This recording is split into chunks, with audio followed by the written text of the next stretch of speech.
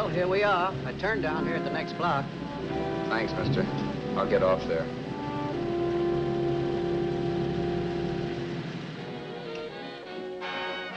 Want anything else? No. Hey, you. Me? Yeah, you. It's where you heading? East. Too bad. I thought if you was heading north, I might be able to help you out. I'm pushing to Salt Lake, and I don't like to ride it alone at night.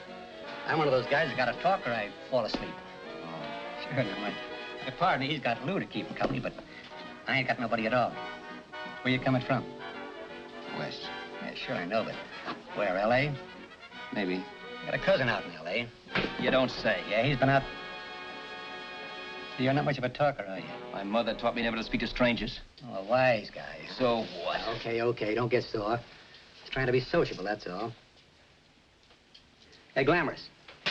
You change for a dime, will you?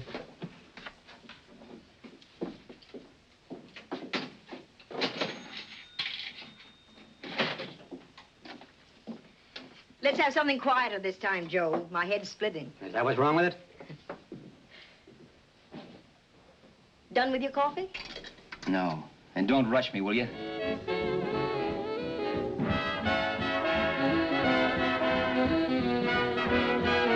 Hey, turn that off. Will you turn that thing off? What's eating you now? Yeah, what's eating you? That music, it stinks. Oh, you don't like it, huh? No, turn it off. Now, wait a minute, pal.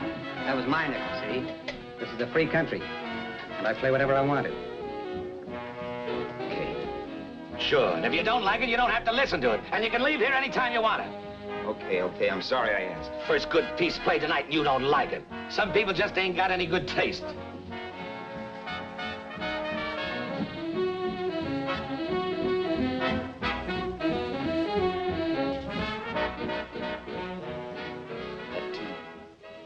That tune. Why was there always that rotten tune? Following me around, beating in my head, never letting up. Did you ever want to forget anything? Did you ever want to cut away a piece of your memory or blot it out? You can't, you know. No matter how hard you try. You can change the scenery. But sooner or later, you'll get a whiff of perfume or somebody will say a certain phrase or maybe hum something. Then you're licked again. I can't believe that you're in love with me. I used to love that song once. So did the customers back in the old Break of Dawn Club in New York. I can't remember a night when I didn't get at least 3 requests for it. Sue, she was always selling it too. Those were the days.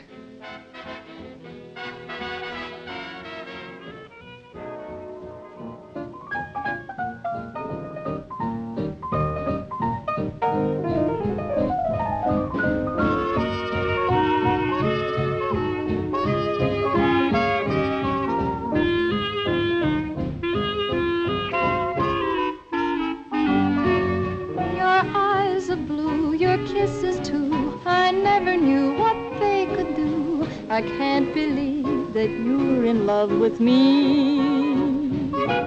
You're telling everyone you know that I'm on your mind each place you go. They can't believe that you're in love with me. I have always placed you far above me. I just can't imagine that you love me. And after all is said and done, to think that I'm the lucky one, I can't believe that you're in love with me.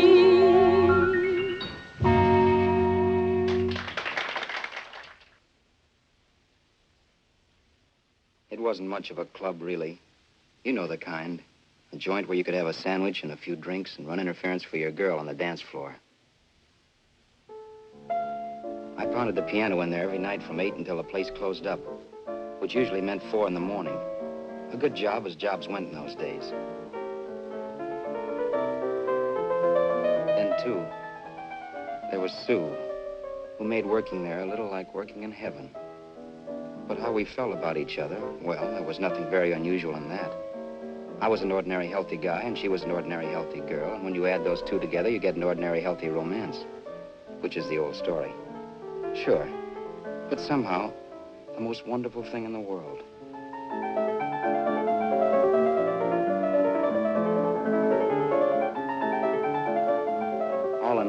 was a pretty lucky guy.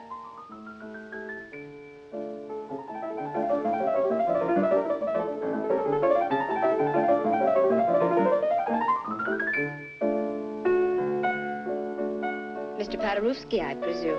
It's beautiful. You're going to make Carnegie Hall yet, Al? Yeah, as a janitor. I'll make my debut in the basement. I don't blame you for being bitter, darling, but you mustn't give up hope. Why, someday... Yeah, someday. If I don't get arthritis first. In the meantime, let's blow this trap.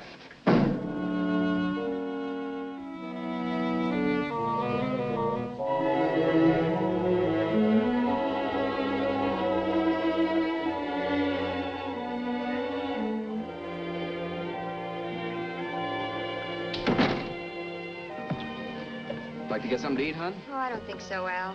I lose my appetite working in this flea bag. Let's go home. Okay. I can't stand much more of that dump.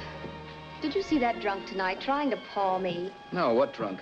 Does it matter what drunk? Say, what's the matter with you tonight, darling? That's the third time you started to tell me something and then stopped. We shouldn't have any secrets from each other, Sue.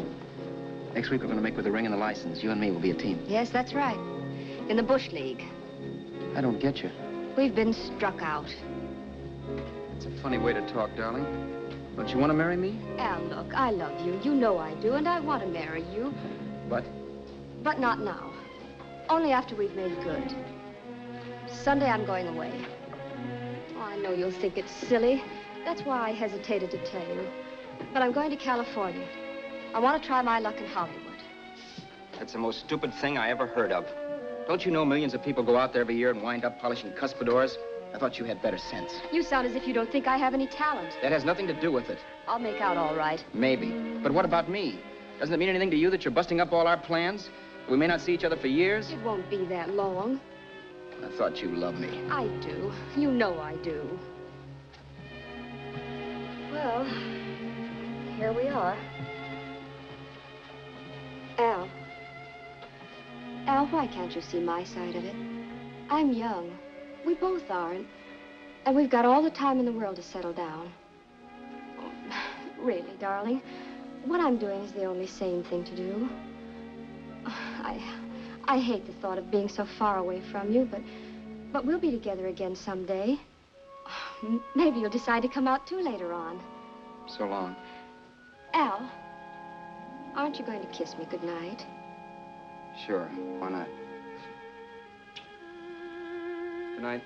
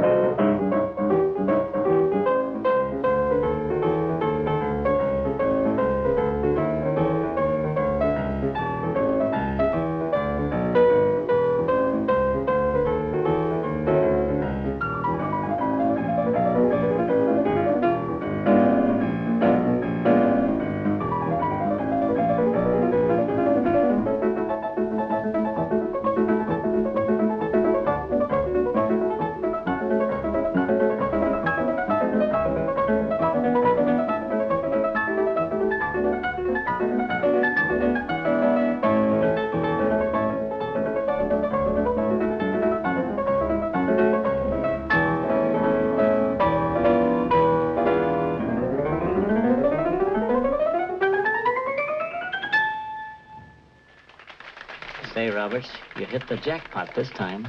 $10. Thanks.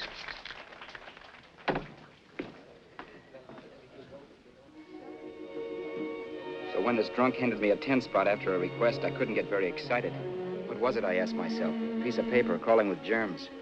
It couldn't buy anything I wanted. It couldn't... Then I thought of something. Long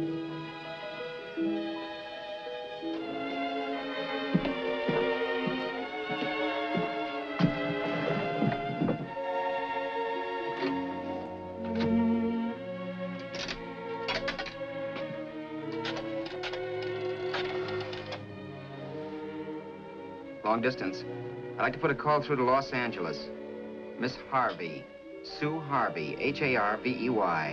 The number is Crestview 65723.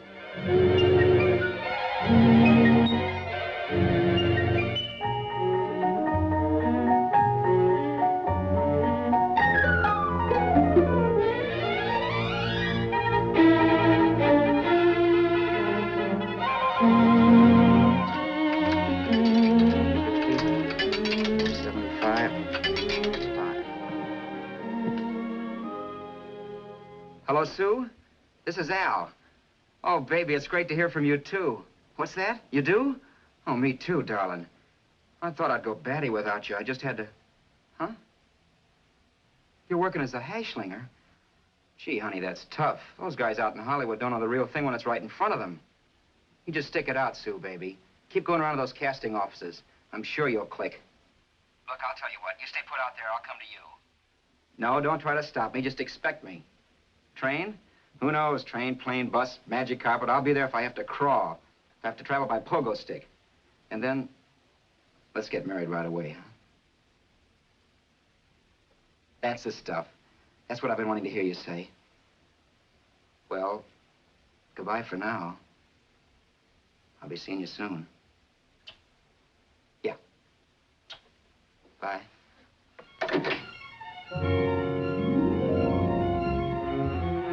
The way I could cross country was to thumb rides. For even after hawking everything, I only had enough money to eat. Money. You know what that is. It's the stuff you never have enough of. Little green things with George Washington's picture that men slave for, commit crimes for, die for. It's the stuff that has caused more trouble in the world than anything else we ever invented. Simply because there's too little of it. At least I had too little of it. So it was me for the thumb.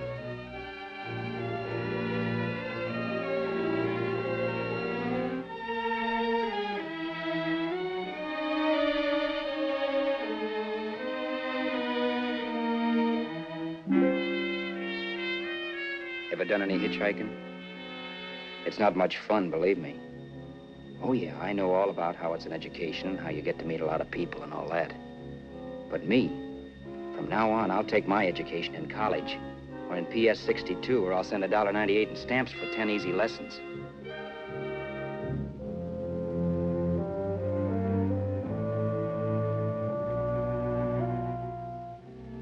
Thumbing rides may save you bus fare, but it's dangerous. You never know what's in store for you when you hear the squeal of brakes. If only I'd known what I was getting into that day in Arizona. Here, throw that in the back seat. Okay, let's go. Make sure that door's closed.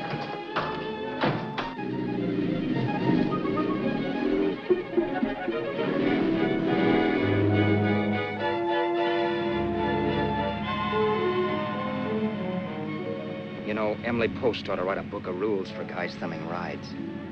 Because as it is now, you never know what's right and what's wrong. We rode along for a little while, neither one of us saying anything. I was glad of that. I never know what to say to strange people driving cars. Then, too, you can never tell if a guy wants to talk. A lot of rides have been cut short because of a big mouth. So I kept my mouth shut until he started opening up. Hand me that little box, the compartment, will you, pal? Hold the wheel, will you?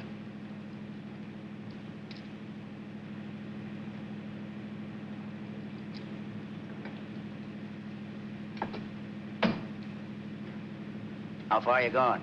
L.A. Wow, you're really traveling, aren't you?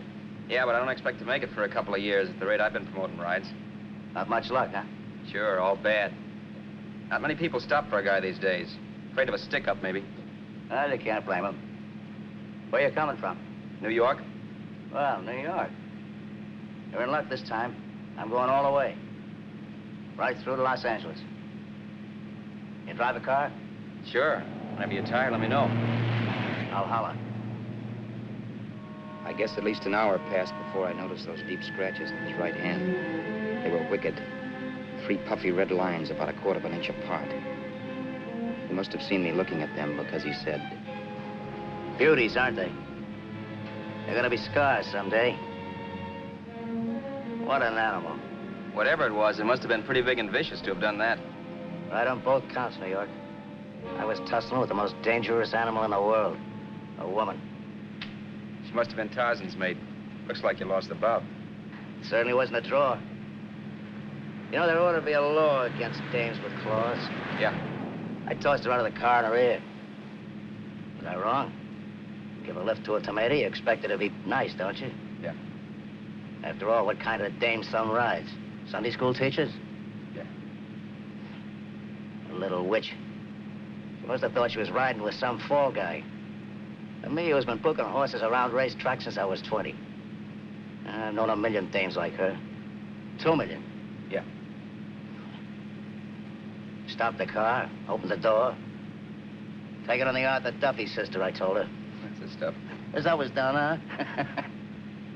But if you want to see a real scar, brother, get a load of this. What? I got that one, too. Dooley?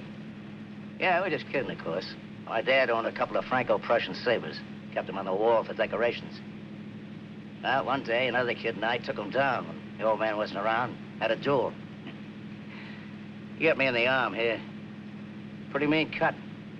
Infection set in later. Yeah, I can see that. Now, give me that box again, will you? Yeah.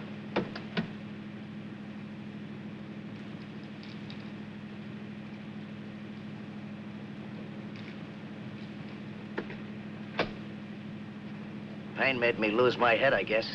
Began slashing. Before I knew it, I'd put the other kid's eye out. That was tough. Well, it was just an accident, of course. But you know how kids are. I got scared, decided I was going to run away from home. Old man almost caught me when I was packing my duds. The bloody rag I had wrapped around my wrist hadn't caught his attention. You've seen the bundle for sure. But I beat it when he was phoning for a doctor. That was 15, 16 years ago. I haven't been home since. Pull in there for a bite or something, huh? a bite or something. Brother, was I hungry. I hadn't had anything in my stomach for hours. Yet even with that gnawing in the pit of my belly, I didn't want to be in too big a rush to put on the feed bag. First, I had to make sure this guy knew the score. If I got him down on me, it was goodbye ticket to Hollywood. I'll wait out here for you, mister. If it's the money, don't worry about paying for it. This time it's on me. Well, that's white of you, Mr. Haskell, think nothing of it. You make your first million, maybe you can do the same for me. Come on, New York. I gotta make the West Coast by Wednesday. There's a horse running at Santa Anita named Pirate Bicycle. Means to me if I'm on him. We'll make it all right. He did most of the talking during the half hour we were in the place. I ate. He rambled on about his old man, whom he hadn't heard from since he ran away as a kid. Now he happened to become a bookie. And then all about how he got rooked in Miami. One race, 38 grand. They cleaned out my book. How do you like that? That was tough luck. Yeah, and I'm supposed to be the smart guy. Well, you just wait. I'm going back to Florida next season with all kinds of jack. And you'll watch those stinkers run for cover. Want anything else? No, thanks. I've had plenty.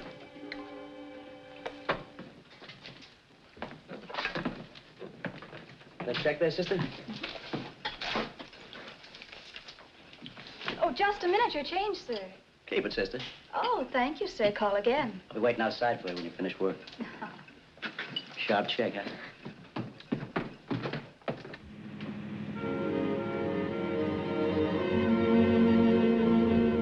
I drove all that night while Haskell slept like a log. After a while, I began to get sleepy myself. I was happy, though. Soon I'd be with Sue again. The long trip was practically over, and there'd be no more hoofing it down the concrete. I began to think of the future, which couldn't have been brighter if I'd embroidered it with neon lights. It was nice to think of Sue shooting to the top. It's amazing what a full belly can do to your imagination. Your eyes are blue, your kisses too. I never knew what they could do. I can't believe that you're in love with me. You're telling everyone you know I'm on your mind each place you go. I can't believe that you're in love with me.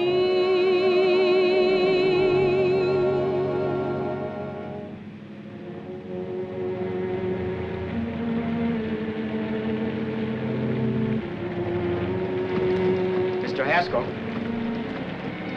Mr. Haskell.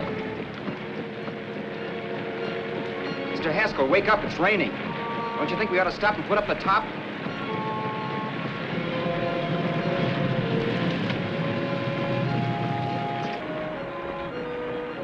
Mr. Haskell, I'm going to put up the top.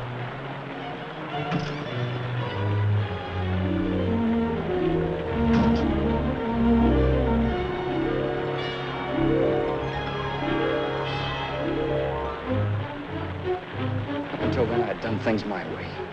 But from then on, something else stepped in and shunted me off to a different destination than the one I had picked for myself. For when I pulled open that door... Mr. Haskell, what's the matter? Are you hurt? Are you hurt, Mr. Haskell? Start your sermon. I'll listen to it. But I know what you're going to hand me even before you open your mouths. You're going to tell me you don't believe my story of how Haskell died and give me that don't make me laugh expression on your smug faces. I saw it once he was dead, and I was in for it. Who would believe he fell out of the car? Why, if Haskell came too, which of course he couldn't, even he would swear I conked him over the head for his dough. Yes, I was in for it. Instinct told me to run, but then I realized it was hopeless. There were lots of people back down the road who could identify me. That gas station guy and the waitress. I would be in a worse spot then, trying to explain why I beat it. The next possibility was to sit tight and tell the truth when the cops came. But that would be crazy. They'd laugh at the truth. And I'd have my head in a noose. So what else was there to do but hide the body and get away in the car? I couldn't leave the car there with him in the gully. That would be like erecting a tombstone.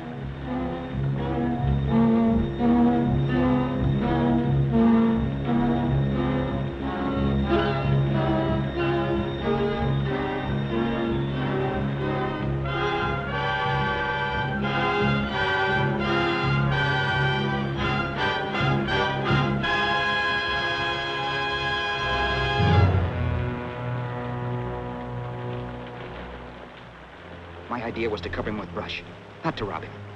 But then I remembered that even if I only drove the car for 100 miles or so, I would need money for gas.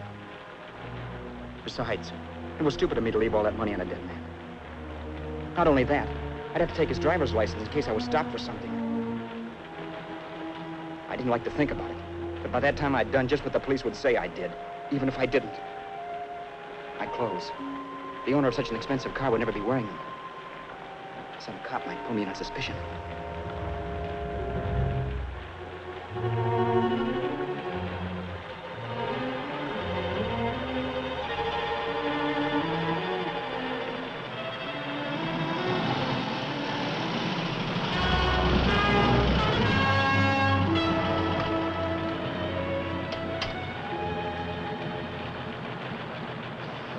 Hey, you, this your car? Don't you know better than to leave a car with the wheels halfway in the middle of the road? That's the way accidents happen. I'm sorry, officer. I was just putting up my top. I didn't think. Well, the next time, think. I'll let you go now, but watch your step in the future. I know that's a lonely stretch, but cars come by here once in a while, and we have plenty of crack-ups. Thanks, officer.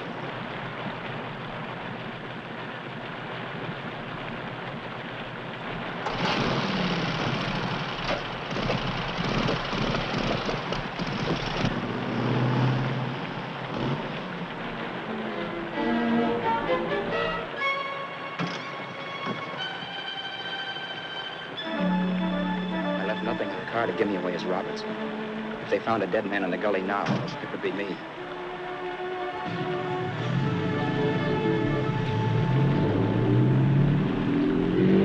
As I drove off, it was still raining. The drops streaked down the windshield like tears. I kept imagining I was being followed and that I could hear sirens back in the distance. Just how long it took me to cover the 60-odd miles to the California state line, I don't know. I lost all track of time. But the rain had stopped and the sun was up when I pulled up to the inspection station. Hello? Carrying any fruits or vegetables? No. Any livestock or poultry? No. I'd like to see your registration and driver's license, please. Anything in the baggage compartment? Just baggage. Charles Haskell, Jr., age 30, brown eyes, dark hair. Identifying marks, none. Are you Charles Haskell, Jr.? Yes. Well, remember, if you're employed and you stay over 30 days, you take out California plates. All right, officer, but I'll only be in the state a short while. Right, you can go now.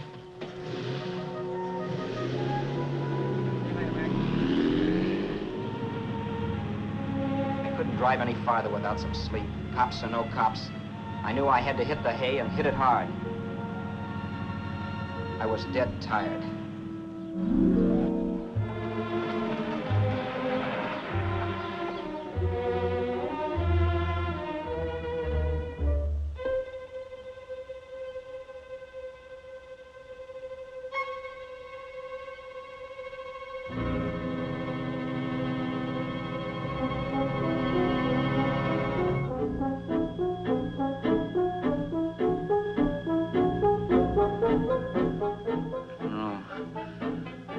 Mr. Haskell. No.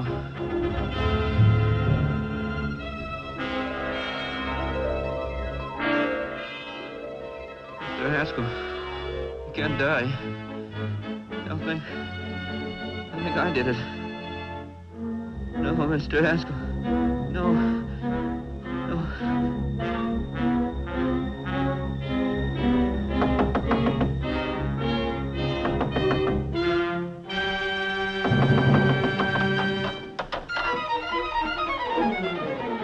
Who's there? It's the maid. Can I come in and clean? Later. In a half hour. All right, sir.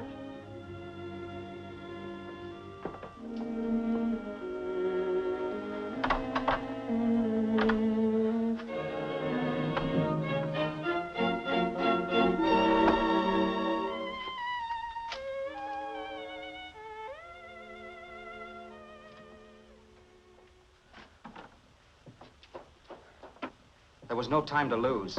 Every minute I had to be Charles Haskell was dangerous. And I'd have to be Charles Haskell until I got to some city where I could leave the car and be swallowed up.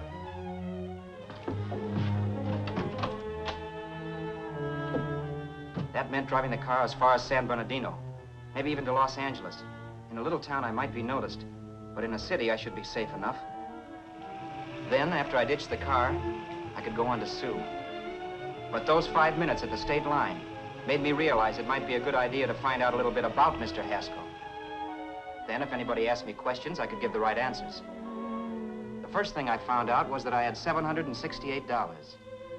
This was a lot of jack, but believe me, it was the kind of money I'd rather not have.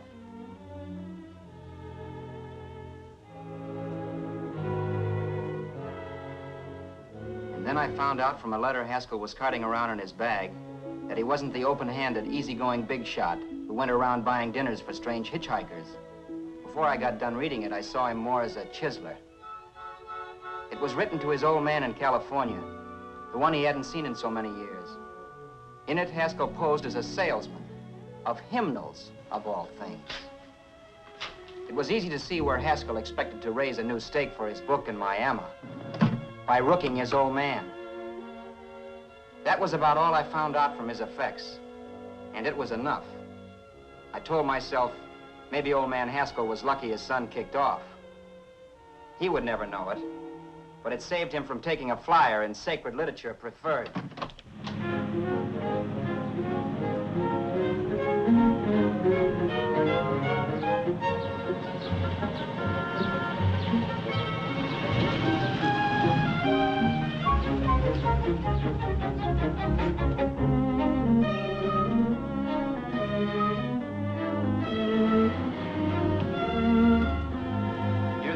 At Desert Center, I pulled up for water. There was a woman.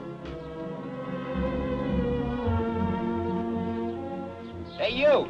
Come on if you want to ride.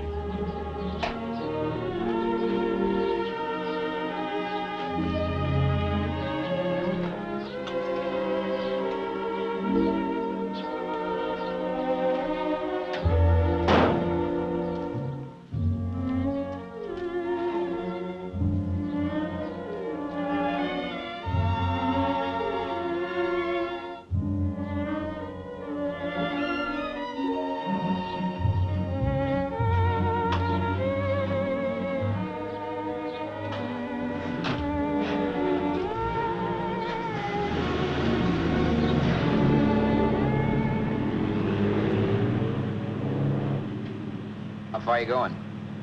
How far are you going? That took me by surprise, and I turned my head to look her over. She was facing straight ahead, so I couldn't see her eyes. But she was young, not more than 24. Man, she looked as if she'd just been thrown off the crummiest freight train in the world. Yet, in spite of this, I got the impression of beauty. Not the beauty of a movie actress, mind you, or the beauty you dream about when you're with your wife, but a natural beauty. A beauty that's almost homely because it's so real. Then suddenly she turned to face me. How far did you say you were going? Los Angeles? L.A.? L.A.'s good enough for me, mister. That's what I was afraid of. What'd you say? Oh, nothing, just thinking out loud. People get in trouble for doing that. What's your name? You can call me Vera if you like. You live in Los Angeles? No. Where are you coming from? Oh, back there. Needles? No. Oh, sure, Phoenix. You look just like a Phoenix girl. Are the girls in Phoenix that bad? The girl must have been pretty tired, because she fell asleep not 20 minutes after she stepped into the car. She lay sprawled out with her head resting against the far door, like Haskell. I didn't like that part of it much, but I didn't wake her up. It wasn't that this girl still worried me. I'd gotten over that funny feeling I had when she looked at me, which I put down as just my jangled nerves. With her eyes closed and the tenseness gone out of her, she seemed harmless enough. And instead of disliking her, I began to feel sorry for her. The poor kid probably had had a rough time of it. Who was she, anyway? And why was she going to Los Angeles? And where'd she come from in the first place? The only thing I knew about her was her name. Not that it made any difference. A few hours more and we'd be in Hollywood. I'd forget where I parked the car and look up Sue. This nightmare of being a dead man would be over. Who this dame was, well, it was no business of mine. Where did you leave his body? Where did you leave the owner of this car? You're not fooling anyone. This buggy belongs to a guy named Haskell. That's not you, mister. You're out of your mind. That's my name, Charles Haskell. I can prove it. It's my driver's Save license. yourself the trouble, mister. Having Haskell's wallet only makes it worse. It just so happens I rode with Charlie Haskell, all the way from Louisiana. He picked me up outside of Shreveport. You rode? You heard me. Then it all came back to me. All the talk about dueling and scars and scratches. There was no doubt about it. Vera must be the woman Haskell had mentioned. She must have passed me while I slept. Well, I'm waiting. My goose was cooked. She had me. That Haskell guy wasn't dead yet. He wasn't stretched out stiff and cold in any Arizona gully. He was sitting right there in the car, laughing like mad while he haunted me. Well? There was nothing I could say. It was her move. Vera, whatever her name was just my luck picking her up on the road. It couldn't have been Helen, or Mary, or Evelyn, or Ruth. It had to be the very last person I should ever have met. That's life. Whichever way you turn, fate sticks out a foot to trip you.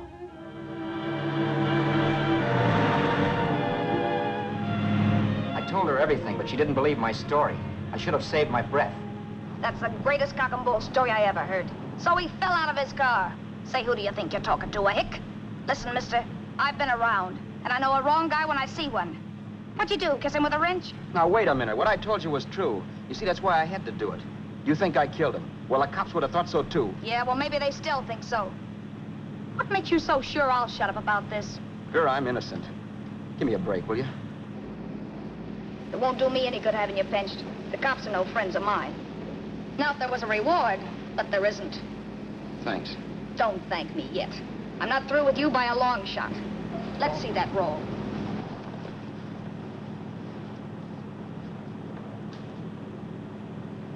Is that all Haskell had? Isn't it enough? No, I thought he had more. Not that I know of. You can search me. You think I'm holding out on you? Well, maybe I will at that. He told me he was going to bet $3,000 on a horse named Paradisical on Wednesday at Santa Anita. He was stringing you along. He meant 300. Maybe. Sure, $3, 300. He was a piece of cheese, a big blowhard. Listen, mister, don't try and tell me anything about Charlie Haskell. Remember, I knew him better than you did. Okay, then you knew he was a four-flusher. That explains the $3,000 bet. I'm not so sure he didn't have that $3,000.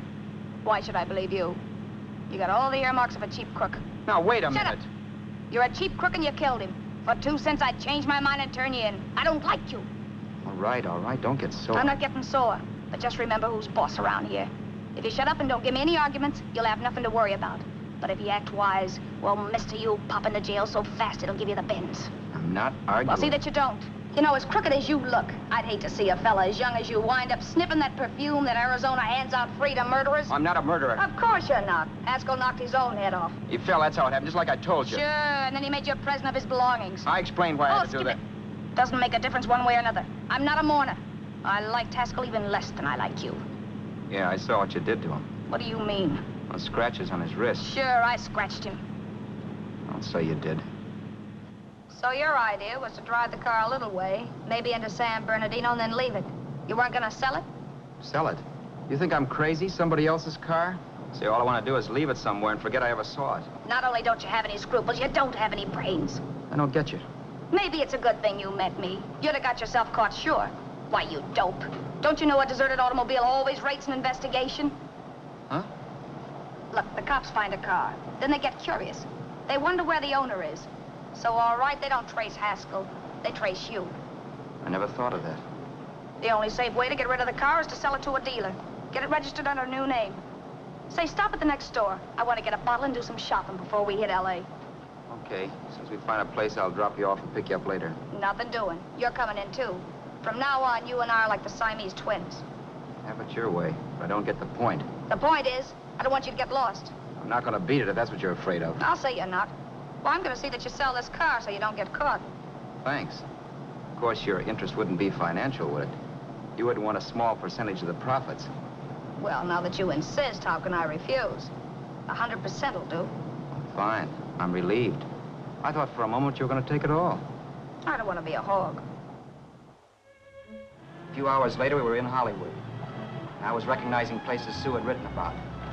It struck me that far from being at the end of the trip, there was a greater distance between Sue and me than when I started out. Vera wasn't kidding with that Siamese twins crack. She rented a little apartment as Mrs. Charles Haskell. When I objected to this, she explained that it was on account of the car. A dealer might think something was funny if he called and found we were using different names.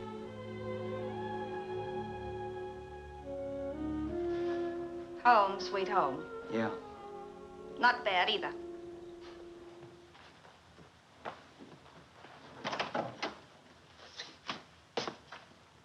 In case there's any doubt in your mind, I'll take the bedroom. Yeah. Sure is stuffy in here.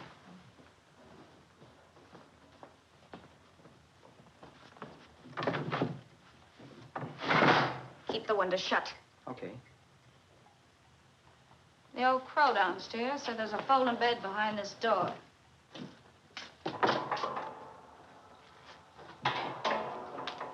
You know how to work it? I invented it. Some joint. One can't have everything. I'm first in the bathtub. I don't know why, but I figured you would be.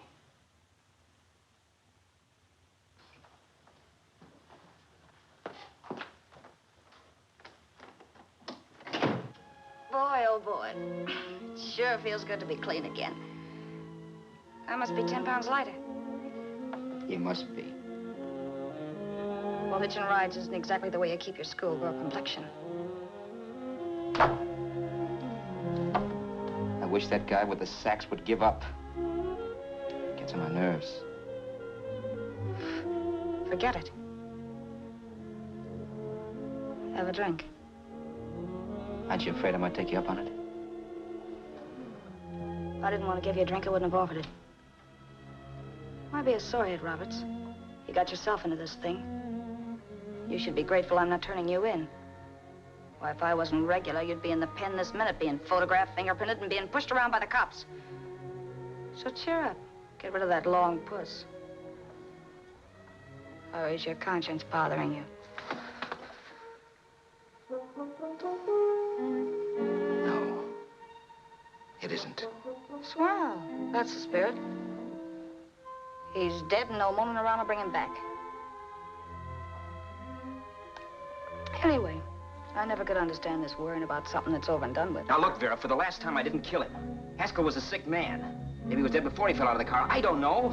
Sure, he died of old age. All right. So if it'll make you sociable, you didn't kill him.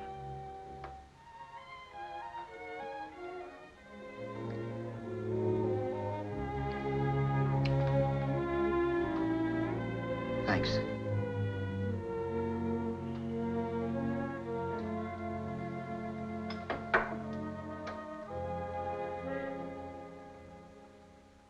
We're out of liquor, Roberts.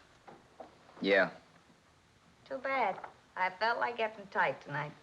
Well, I think you succeeded. Am I tight? As a prima donna's corset. That's good. I wanted to get tight. Why? What have you got to get tight about? Oh, I don't know. A few things. You should have my worries. If I had your troubles, I'd stay sober. And I've got the key to that door. Yeah. Maybe you're right. I'm always right. You know, I don't like your attitude, Roberts. Well, there's a lot of things I don't like. Sure. But life's like a ball game.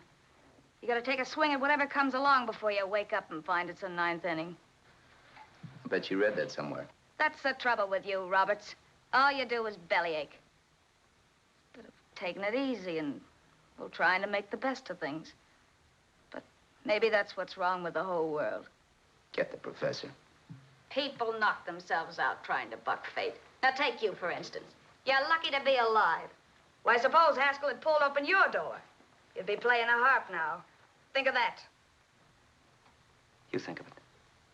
I'm tired of thinking. There's plenty of people dying this minute.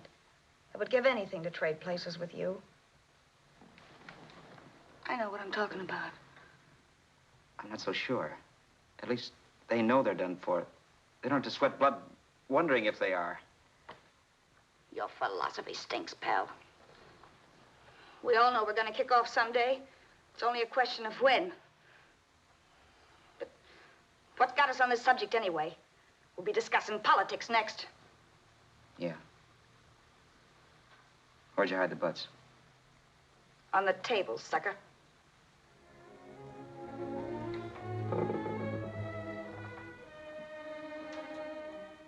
We bored each other with conversation for a couple of hours longer. Every 5 minutes, one of us was wishing we had another bottle or a radio or something to read. Then finally, we ran out of chatter. I know it's only 11 o'clock, but I want to get up early and make the rounds of the used car lots. No hurry about that. We got all the time in the world. Maybe you have, but if you think I want to stay cooped up in this place any longer than I have to, you're batty. It's not a bad place. Pay plenty for diggings like this in New York. I wouldn't like it if it was the Ritz. Rotten liquor. You got a mean cough. Ought to do something about it. I'll be all right. That's what Camille said. Nobody you know. Wasn't that the dame that died of consumption? Yeah. Wouldn't it be a break for you if I did kick off? You'd be free with all Haskell's dough and car. I don't want to see anybody die. Not even me. Especially not you. One person died of me. If you did, well, that's all I need. You don't like me, do you, Roberts? Like you. I love you. My favorite sport is being kept prisoner. After we sell the car, you can go to blazes for all I care, but not until then.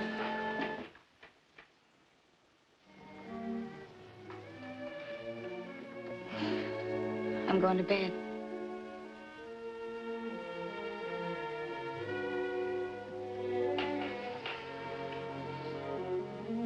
Good night, Roberts. Don't try and sneak away during the night. All the doors are locked. Anyway, if I find you gone in the morning, I'll notify the police. They'll pick you up. Don't worry, I know when I'm in a spot. Well, good night. I hope that portable rack isn't too uncomfortable for you. Don't lose any sleep over it, will you, Vera?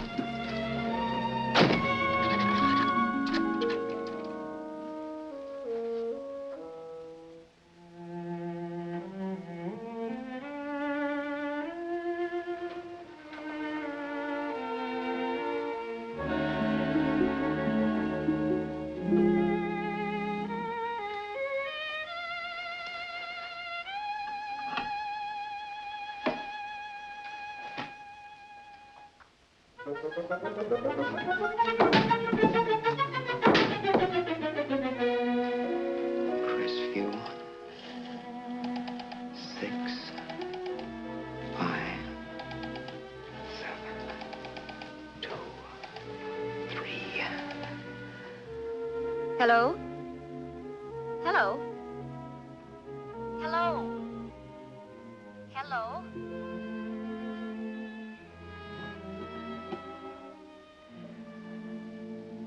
No. Not yet, darling. Tomorrow.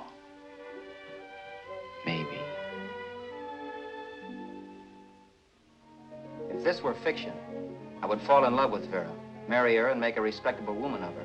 Or else she'd make some supreme Class A sacrifice for me and die. Sue and I would bawl a little over her grave and make some crack about there's good in all of us. But Vera, unfortunately, was just as rotten in the morning as she'd been the night before.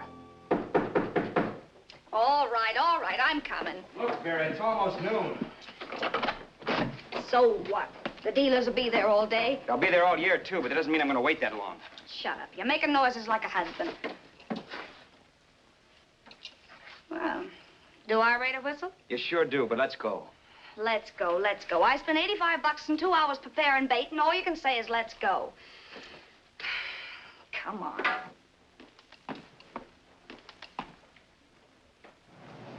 We passed a few used car lots last night down this way. What do you think we can get for this heap? I don't know. Plenty. You just let me handle everything. Think we can get $2,000? I don't know, but don't worry. I'll squeeze as much out of this guy as I can. If I let it go cheap without a fight, he might think we've stolen the car. And listen, don't make any slips and call me Roberts. That'll cook us. I don't need you to tell me that. You better just sit by and keep your mouth closed. Remember, we're both in the soup if anything happens. Forget it and drive. You're my wife, Vera Haskell. Look, after the deal's closed, let's go back to that place on Hollywood Boulevard where I saw the fur jacket. I want to buy it. After the deal's closed, I'm saying goodbye to you. That's right, I forgot. I guess I'm getting kind of used to you. Well, that's a habit you can start breaking. Let's try this place in the middle of the block.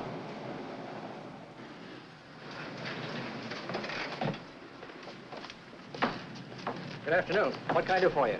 We're interested in selling a car. If the price is right. Well, if it's in good mechanical condition, it should blue book for about $1,600. Tony, take a look at this motor. 1,600.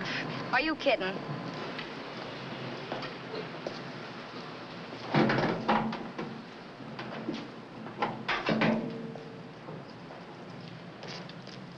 Well, maybe $1,850. Before I let it go for $1,850, I'll wreck it and collect the insurance first. Lately, this motor's seen a lot of driving.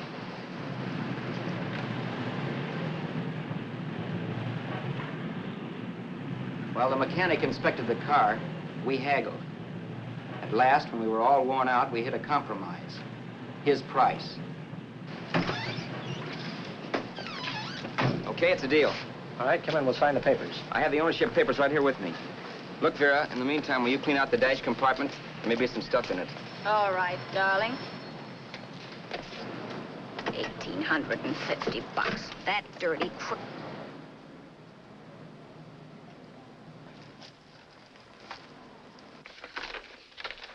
New York, huh? Yeah. But you bought the car in Miami? Yeah. Well, now let's see about the insurance. We can either have it transferred or canceled. What kind of insurance do you have, Mr. Haskell? Well, aren't all the papers there? I don't see any. Surely you know what type of insurance you carry in the car. The name of the company? Yeah, but, Well, if you'll just tell me the name of the company, I'd be very glad to take care of all the details. well, Did you sign the papers yet? not yet. Well, don't. We're not selling the car. Oh, wait a minute, Mrs. Haskell. Come on, darling. What's the matter? You changed your mind? Yes, I'm sorry. I guess I have. But, Vera... Let's go.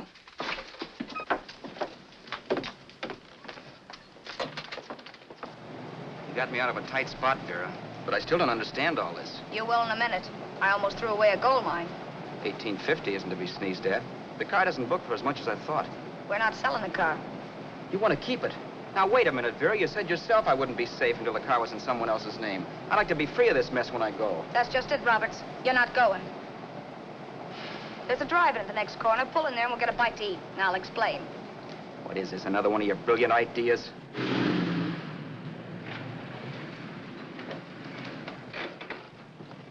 Oh, may I take your order? Make mine a ham sandwich and coffee. And for you, sir? Oh, I don't care. The same. Thank you.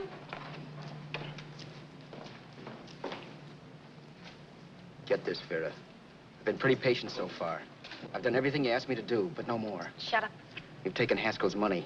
And you can have the dough we get from selling the car. But you're not going to keep me a prisoner. It's a good thing I bought the paper. Take a look at that. Vera, I'm in no mood. Read that.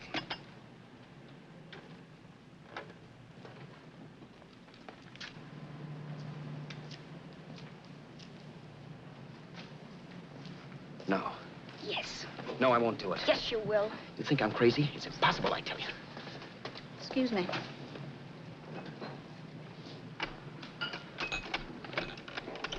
Blow the horn when you're through. No one could possibly get away with an act like that. It'd be wise to me in a minute. Don't be yellow. You look enough like him. The same coloring and the same build. See how his clothes fit you? No kidding, you almost had me fooled for a while. Oh, grow up, Vera. Don't you think a father knows his own son? And there must be other relatives. The father won't have to know you. We'll wait till he gives up the ghost. He's an old geezer and he won't pull through. And as far as other relatives are concerned, they haven't seen you in 15 or 20 years. Eat. I'm not hungry. And I won't do it. It's not as tough as it sounds. Remember, you've got all kinds of identification. His car, letters, license. I could never get away with it. It's the stupidest thing I've ever heard. The old boy has scads of dough. Look in the paper there. Personal fortune assessed at over 15 million. He'll leave plenty, I tell you. Maybe he cut off his son. How do we know? It's out, Vera. I won't have anything to do with it. I think you will. Look, Vera, I'll do anything within reason. But not that. So forget it. Find yourself another stooge. You sap. You'll be fixed for the rest of your life as Charlie Haskell. You can take your inheritance and go away. No more worrying about the rent, no sweating, scheming, wondering where your next meal's coming from. Think about that, Roberts. Vera, please, you're talking too loud. On this, I'm splitting 50-50 with you. Sure, why not? We're both alike, both born in the same gutter. Now, take it easy, Vera. There's people around here. You don't know what you're talking about. We'll wait till we read that old man Haskell's dead. Then you show up. Like you read in New York that he was sick. No. Suppose he doesn't die. He will. I know he will. Something tells me. But as much as I insisted I would have no part of her scheme, Vera was taking it for granted I would. Neither of us had our mind on the cards as we played that night. I knew we were just trying to kill time between newspaper editions. This was a death watch for Vera. Maybe it was for me, too. Don't you realize if I'm caught, they'll want to know where I got the car and stuff, and they'll have me on a murder charge. If you're smart, you won't get caught. I knocked with 7. And if I'm caught, don't you realize you'll be out, too? 18 points. That gives me 30. How will I be out? You'll be out $1,850 we would have gotten on the car. Really, Vera, you'd be an awful chump if you threw away all that dough on a dizzy long shot. Let me sell the bus tomorrow. With the money it'll bring and what you've already got, a clever kid like you can run it up in no time. Then we'd both be in the clear. I'll be in the clear anyway. Maybe. Maybe. But if I got caught, I'd get good and sore at you, you know. You mean you'd squeal? Oh, no, not squeal exactly. Never mind what you meant. Even if you did tell the cops I was in on it with you, what could they do to me? They might give me the same medicine they gave you. Yeah. A rope. But I'm on my way anyhow. All they'll be doing will be rushing it. All right. But think of the $1,850 you'd lose. You'd kick yourself along the block if you ever let it get away from you. I'll take the chance. Want another drink? You're being a goon. That's the way people wind up behind the 8 ball. Once they get a few dollars, they become greedy and want more. My. Caesar. Who? You know that Roman general? He got his for being greedy. He wasn't satisfied, so the final wind-up was he took the count. A couple of days ago, you didn't have a dime. Why, you were so broke you couldn't pay cash for a postage stamp. Now you've got almost $700 with $1,850 in the offing. Take my advice. Don't try for more. I'm tired of this game. Let's have some blackjack. Play solitaire. Okay, I will if that's the way you feel about it. That's the way I feel about it. Getting sore and throwing things won't help much, Roberts. I'm really doing you a favor. I help you out of a jam by keeping my mouth shut. I show you how to make some soft money. And what thanks do I get? Thanks. Sure. Or would you rather call the cops and told him you killed a man and stole his money? I didn't kill anybody. Yes, you did. No, I didn't. You know I didn't. All right, then. Suppose I call the cops. If you're innocent, what do you got to be scared of? Okay. Call him, you mutt. Go ahead and call him. See if I care. At least they'll give me a square deal. You want me to call them? You heard me. But I'm warning you. If I'm pinched, I'll swear you were in on it. I'll say that you helped me. If I fry, I'll get even with you. You wouldn't dare. You didn't. Yeah? Then try it and see. Call them. Yeah. Okay, I will.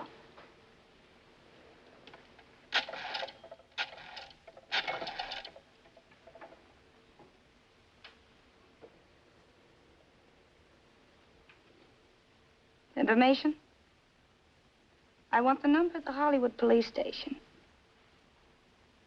Okay, I got it. Thanks. Wait a minute, Vera. You wouldn't do that. Oh, wouldn't I? Give me that and I'll show you if I would. Take it easy now. Let's talk this over. This was early in the evening, and the conversation, while hectic, was at least pitched low. But as the minutes passed, and more obstacles to her plan popped into my head, the air got blue. Each word coming from our lips cracked like a whip. I reminded her that as Charles Haskell, I didn't even know my mother's name, where I'd gone to school, the name of my best friend, whether I had an Aunt Emma or not, my religion, and if I'd ever owned a dog. I didn't even know what my middle initial stood for. I also pointed out that the real Haskell had a scar on his forearm. His people never saw that scar. He told me he ran away right after putting out the kid's eye. Yeah, but his father knew he was cut. It'd have to be some kind of a mark. So what? The old man's dead, or will be. I hope by tomorrow morning's papers. Anyway, you could cut yourself a little, couldn't you? Boy, for that kind of dough, I'd let you cut my leg off. You're drunk and you're crazy mad, Vera. Turn me in if you want to, but I won't get mixed up in this. Besides, how do we know? Haskell was such a phony. Maybe he wasn't the man's son at all. Maybe he just dreamed it up. Well, dream it or not, you won't be dreaming when the law taps you on the shoulder. There's a cute little gas chamber waiting for you, Roberts. And I hear extradition to Arizona's a cinch. Where's that phone? Vera! Leave me alone. Vera! Here. I want a phone. Call police. I hate you, you stinker. You leave me alone. I'll let you alone when you promise to leave the phone where it is. You're drunk. You don't know what you're doing. You're hurting me. Will you promise? All right.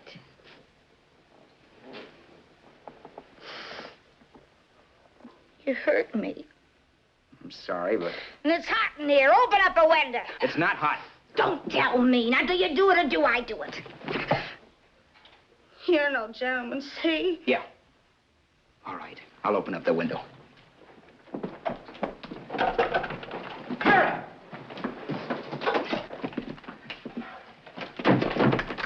Vera, open the door.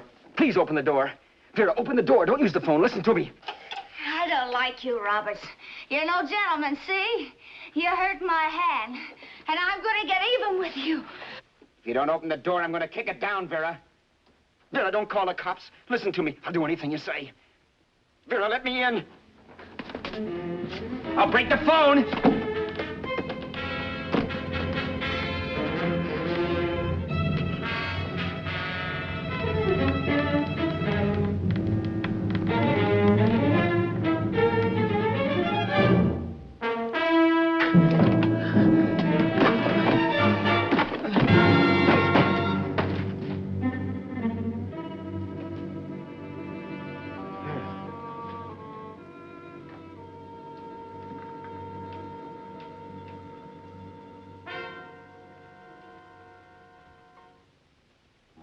The world is full of skeptics. I know. I'm one myself. In the Haskell business, how many of you would believe he fell out of the car? And now, after killing Vera without really meaning to do it, how many of you would believe it wasn't premeditated? In a jury room, every last man of you would go down shouting that she had me over a barrel and my only out was force. The room was still. So quiet that for a while I wondered if I had suddenly gone deaf. It was pure fear, of course. And I was hysterical, but without making a sound. Vera was dead, and I was her murderer. Murderer. What an awful word that is. But I'd become one. I'd better not get caught. What evidence there was around the place had to be destroyed. And from the looks of things, there was plenty. Looking around the room at things we'd bought was like looking into the faces of 100 people who'd seen us together and who remembered me. This was the kind of testimony I couldn't rub out. No. I could burn clothes and hide bottles for the next 5 years. There'd always be witnesses. The landlady, for one. She could identify me. The car dealer, the waitress in the drive-in, the girl in the dress shop, and that guy in the liquor store. They could all identify me. was cooked. Done for. I had to get out of there. While once I'd remained beside a dead body, planning carefully how to avoid being accused of killing him, this time I couldn't. This time I was guilty. I knew it. Felt it. I was like a guy suffering from shock. Things were whirling around in my head. I couldn't make myself think right. All I could think of was the guy with the saxophone and what he was playing. It wasn't a love song anymore. It was a dirge.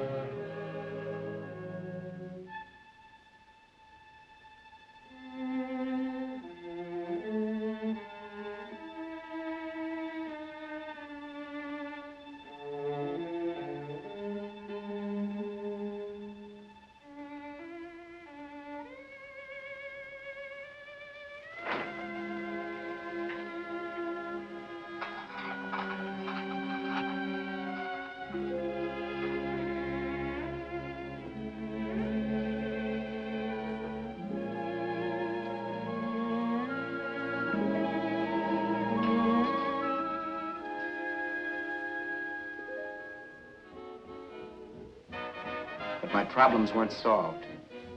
I had to stay away from New York for all time because Al Roberts was listed as dead and had to stay dead. And I could never go back to Hollywood. Someone might recognize me as Haskell. Then, too, there was Sue. I could never go to her with a thing like this hanging over my head. All I could do was pray she'd be happy.